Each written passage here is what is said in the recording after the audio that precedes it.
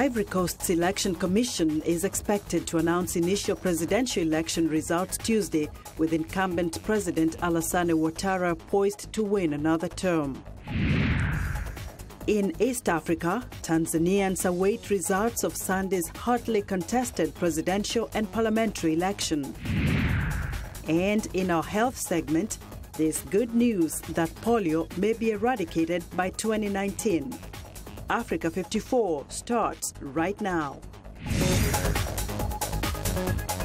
Good evening, I'm Linor Moudou. This is Africa 54. Côte d'Ivoire's Election Commission is expected to announce Tuesday the first results from an election that is widely expected to give incumbent President Alassane Ouattara another term in office. The Commission has estimated turnout for Sunday's vote at around 60%, although a civil society group put the figure at 53%. The opposition National Coalition for Change expressed further doubts about the turnout, saying many Ivorians stayed home and fewer than 20% actually voted.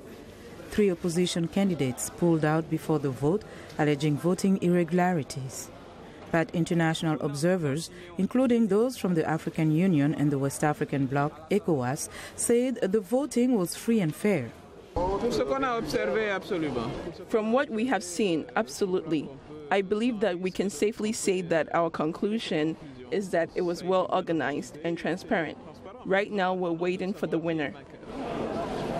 The election is seen as an important test for the country, following the post-vote violence 5 years ago that left at least 3,000 people dead. In any case, we are finished voting. We are waiting for the results. We want to know who really has won to be a free country. In 2010, Ouattara lost the first round to President Laurent Gbagbo, but official results showed him winning the runoff election.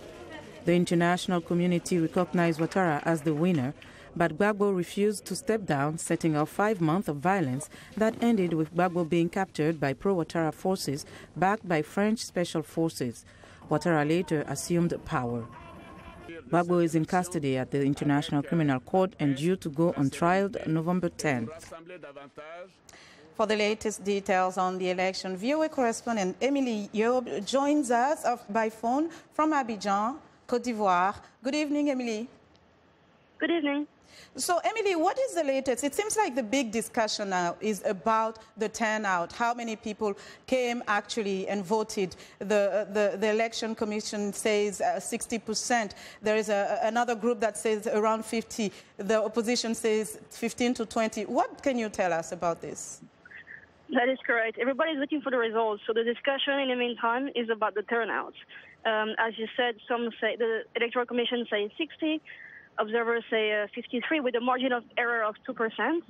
And the opposition say 15%, which is quite unlikely. I mean, it's their interest to say that because they've called for a boycott. But clearly on Sunday, from what I've seen and from what observers that I've seen, it's more than that. It's probably around, 55 or something, I would say. But it's still preliminary turnout numbers, so it can still change a little bit. But yeah, we're looking toward more like 55%.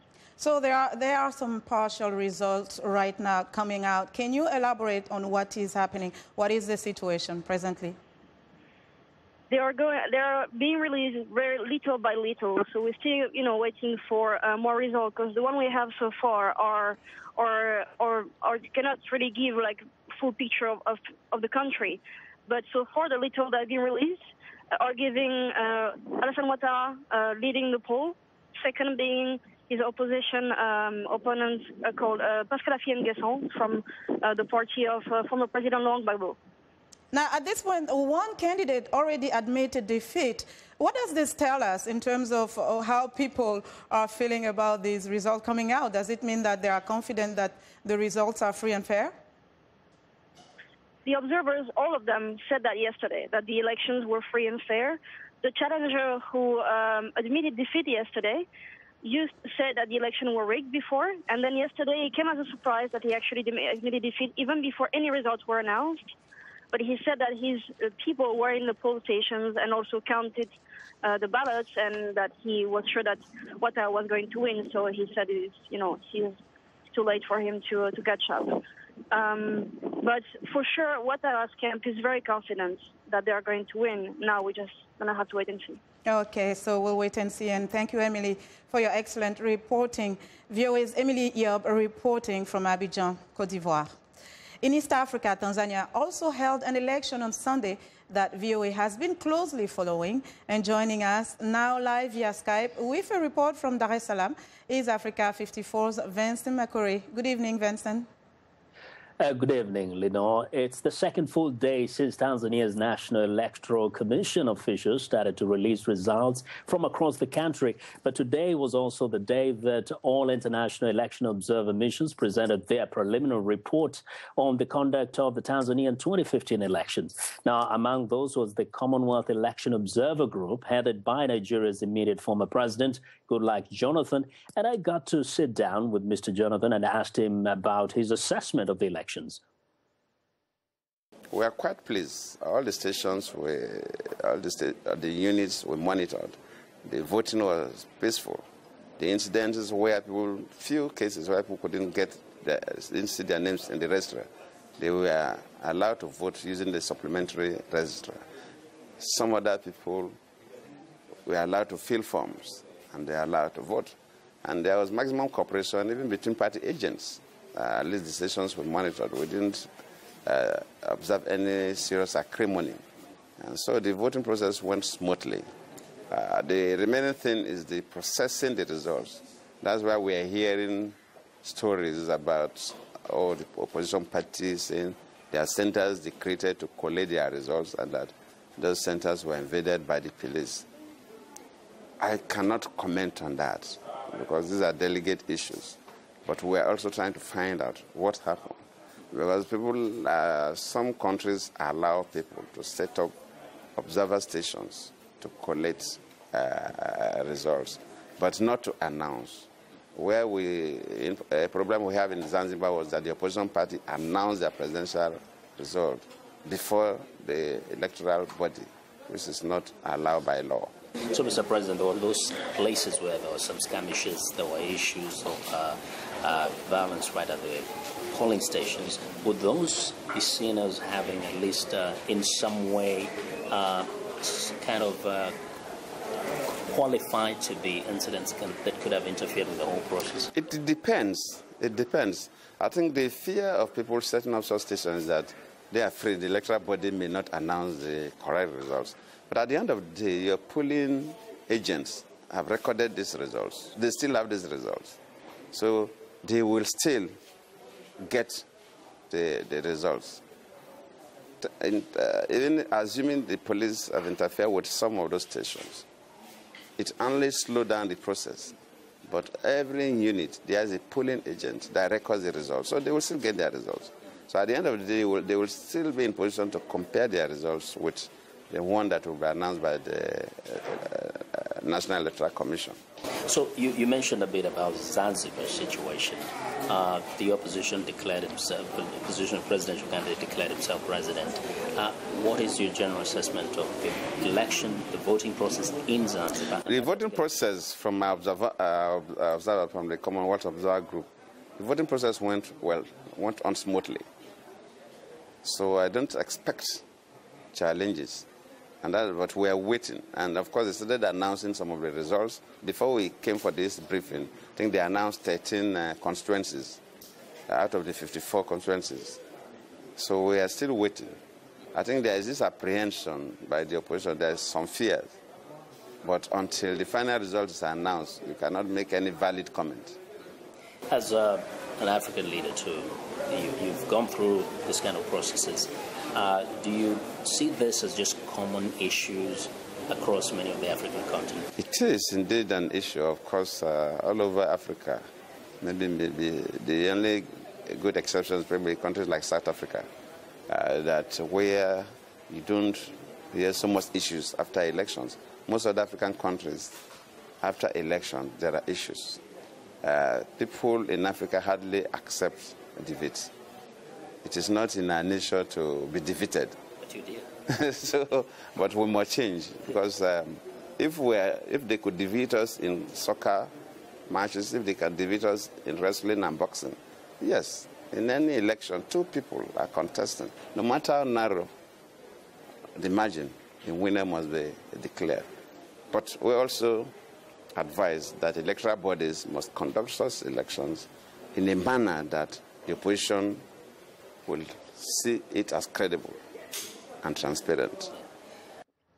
Now, Vincent, its preliminary results seem to indicate that the ruling party is leading. Is this a confirmation, or what can you tell us? It is true. It is true. The results that have been released up to this point do indicate to give the ruling party an edge, both on the presidential race and the parliamentary race. There are many areas still to report the results. And so some of the opposition leaders are saying, well, there's a mind game going on here. They're releasing mostly results from the ruling party strongholds. And so that is the major discussion here among the opposition members. One of the issues that you discuss with Mr. Goodluck Jonathan is the situation in Zanzibar. It seems like the opposition leader is claiming victory. Can you enlighten us as to what is happening there? What they did is they went to the polling stations. They did collect all the figures as they were being announced by the officials at the polling stations. They collated these numbers and established that actually it had more votes than the opponent.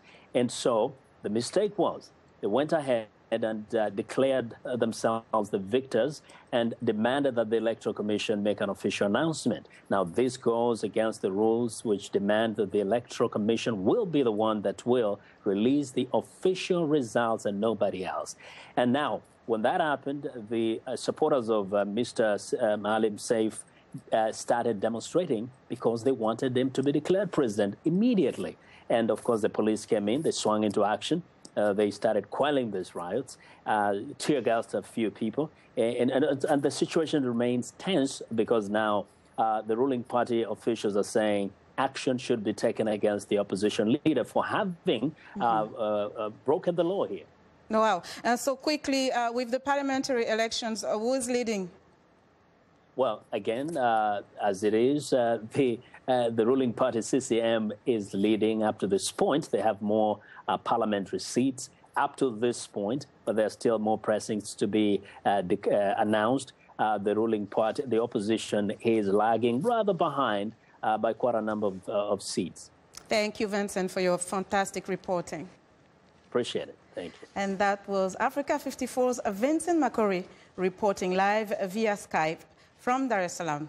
Now, voters overwhelmingly approved a constitutional referendum that will allow President Denis Sassou Nguesso to seek another term. Official results are released Tuesday showed more than 92% of voters backing the referendum, with turnout at 72%.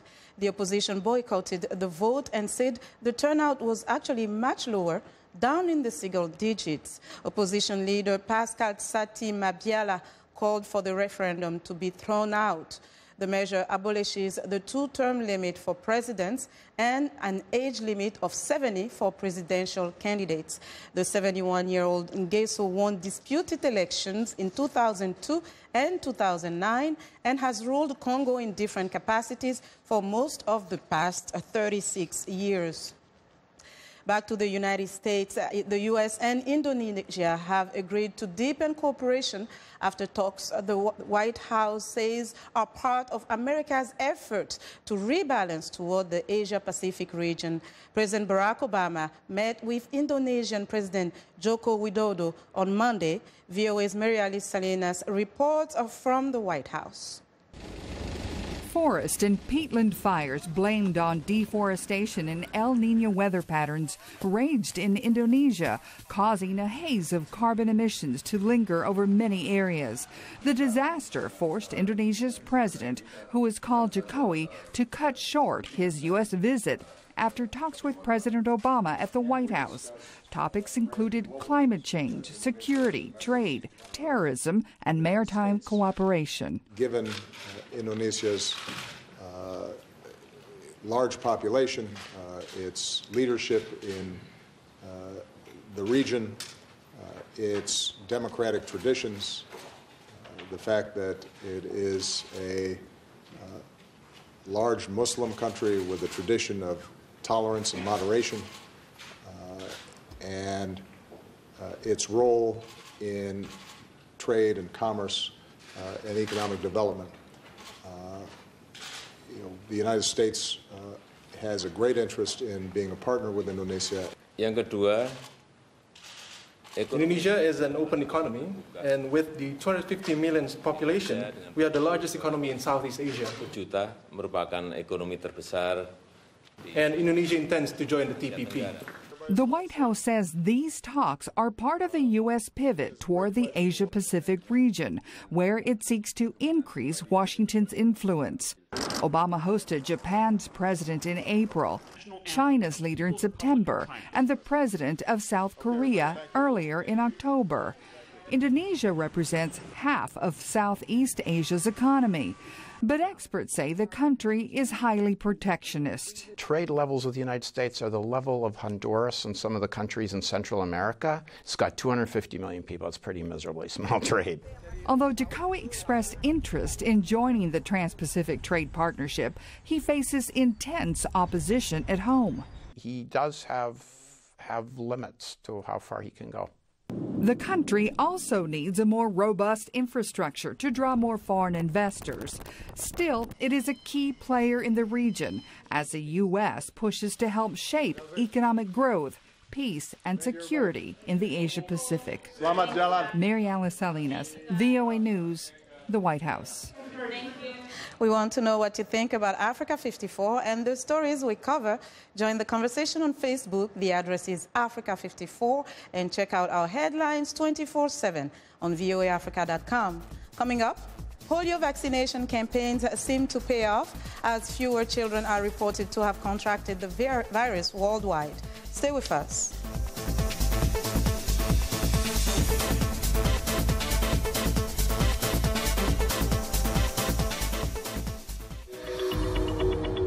I'm Milar Sega. I'm the host of VOA's The Correspondents, a roundup of the world's top stories with analysis from our dedicated reporters.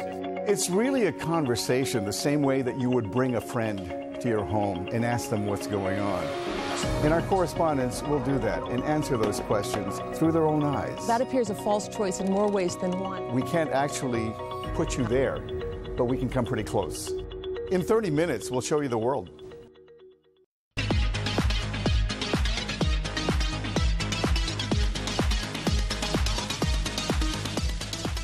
Reactions are mixed globally a day after the World Health Organization announced eating processed meats such as ham, sausage, bacon, and hot dogs can cause cancer. The experts found that eating 50 grams of processed meat on a daily basis raised the likelihood of getting cancer of the colon and rectum by 18%. Red meat, meanwhile, was classified by the group as probably carcinogenic to humans, mainly for colorectal cancer, but also cancer of the pancreas and prostate. The report by the WHO's International Agency for Research on Cancer evaluated more than 800 studies from several continents about meat and cancer. Never before have so few children worldwide had polio, yet those who are trying to wipe out the virus say it's time to step up polio vaccination campaigns. If that happens, as VOA's Carol Pearson reports, polio could be eradicated by 2019. Just 3 years ago, Nigeria was the reservoir of more than half the polio cases in the world. This year, the World Health Organization removed Nigeria from the list of polio endemic countries. Not having polio in Africa for 12 months is really a great achievement. The movement to end polio began 30 years ago with Rotary, an organization that embraced this mission. Carol Pandak from Rotary spoke to VOA via Skype. We have made tremendous progress in the effort to eradicate polio, and it is an incredibly exciting time to be a part of the effort. What started out as an effort by one organization is now a global movement. There's truly a coordinated effort, not only with the polio partners, government workers, thousands and thousands and thousands of health workers that are out there immunizing children. Rotary has been joined by UNICEF, the World Health Organization, the Bill and Melinda Gates Foundation, the Centers for Disease Control, governments, volunteers, and others. If you look in the last 6 months, globally, there were only 16 cases of polio. This is a disease that used to, cripple 1,000 children a day. 30 years ago, the wild polio virus existed in 125 countries. Now it's down to 2, Afghanistan and Pakistan. That's the only place in the whole world where wild polio virus still lives. And if we could knock it out there, we're finished with wild polio virus. The main challenge is to access children that we chronically miss. There's a real focus on finding those children in those remaining pockets that have been inaccessible or are missed for whatever reason. The other challenge is to prevent complacency. Polio can break out in countries where not enough children are immunized. Vaccination programs must continue until no child anywhere has contracted polio for at least 3 years. Only then will polio be a part of history. Carol Pearson, VOA News, Washington. It's time now for a short break. Still to come on Africa 54, empowering young African women in the diaspora and on the continent. We'll be right back.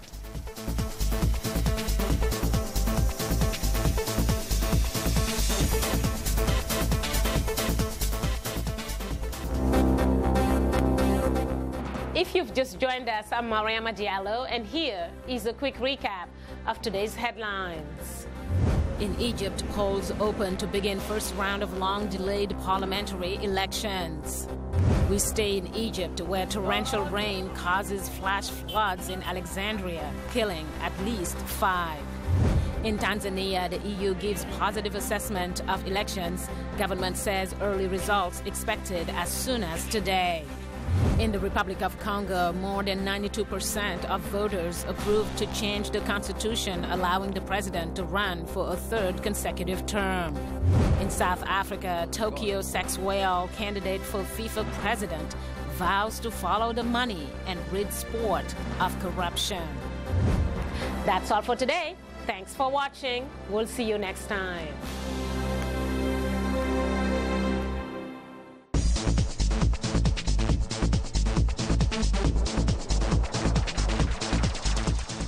Empowering the youth in building a nation through positive mindset, service, volunteerism, mentorship, leadership with integrity, and entrepreneurship.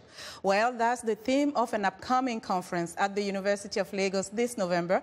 The conference is organized by US-based international organization WITATI, Women Empowered to Achieve the Impossible.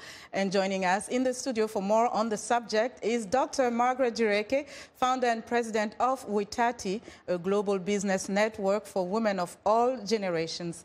Margaret Jireke, welcome to the show. Thank you so much for having me. So this is incredible, this initiative about empowering young women here in the United States, and you're also taking it abroad in Africa. Yes. Tell us about what the mission has been throughout over the years since you started. As a matter of fact, it is a project that is near and dear to my heart. We're not just local, we're national and also international. Because sometimes to achieve something that is impactful, you've got to go a little broader, you know, so that it can impact other people. The reason that this concept was born is because I went through so many years, I have all the degrees. But I found that everything you can imagine. So I found that there's a big disconnect, especially in Africa, where people have so many degrees, but they don't know how to fold this paper together to form a cone, just like I don't. And I said, there got to be a way where you can juxtapose classroom education with practical application of life, where people can graduate, maybe before they graduate, and become entrepreneurs themselves, teach them critical thinking, so that they just don't become what I call it an educated derelict, where you have this degree, but you have nothing to do for it, and then you begin to expect people to do things for you with no foundation, because you didn't learn how to. Because no child wants to be useless, but except if the society or the family or the individuals, people fail them to show them the right way to be. So when we talk about empowering young women in the United States and versus Africa, do you see a shift in terms of what the focus is or the priorities should be? There's an important thing I wanted to say. What happened was, as we started initially focusing on women alone, because I'm a mother of 3 girls, and I know the importance of empowering the girls. But as we pushed out further to the community, nationally, internationally, we found that the young men needed this even to some degree more for some reason. So we had the revelation that Witati also means we empowered to achieve the impossible. Yes. So now we incorporate the guys as well. But the point is that there's something a friend of mine said in Nigeria when she heard we're coming to, because this is by demand. They've been asking all over Africa for us to come. And I was in Tanzania not too long ago. And the girl said to me, if you can be successful in what you do in America that is already stable, that has it going on, right? Can you imagine what this would do for the Virgin Land in Africa, where the issue of volunteerism, patriotism is like non-existent? Everybody would want to be a president. So I'm saying to you that is where that I think that if we teach them how to fish, and I'm telling you, Africa has everything it needs, but lack of proper order to things, everybody doing their own thing. There is no compassion, there is no empathy. There is, here is how you become an entrepreneur, but everybody expects something for nothing. So we want to go back to mindset change for everybody, holding the politicians, what we call socially responsible for what I call political entrepreneurship opportunity, which is they have to make the environment feasible for people to want to innovate, because without innovation, the people will perish. So that's how we have come together to do it both for the women and for the men. So when you look at youth empowerment today, what are the priorities? What should be the focus given what the needs are in today's world? You see, the needs are broad, but you have to bring it inward so that you can have a particular focus. With HATI, which is a Center for Creative Thinking, Leadership and Business Development, the key is to help them to understand that creative thinking is key.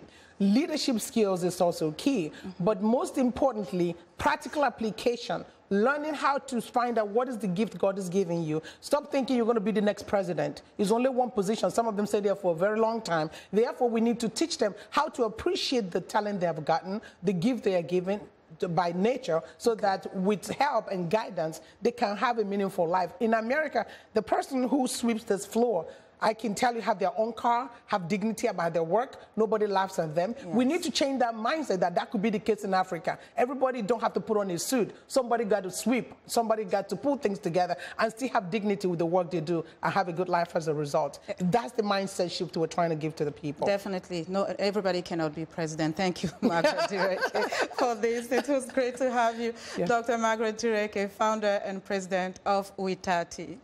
And that's our show for today. Be sure to watch Africa 54 on our website at voaafrica.com. For more news, tune in to VOA's evening radio show, Africa News Tonight, at 1800 UTC, and in the mornings to Daybreak Africa between 300 and 600 UTC, Monday through Friday. Thanks for watching, and good night from Washington.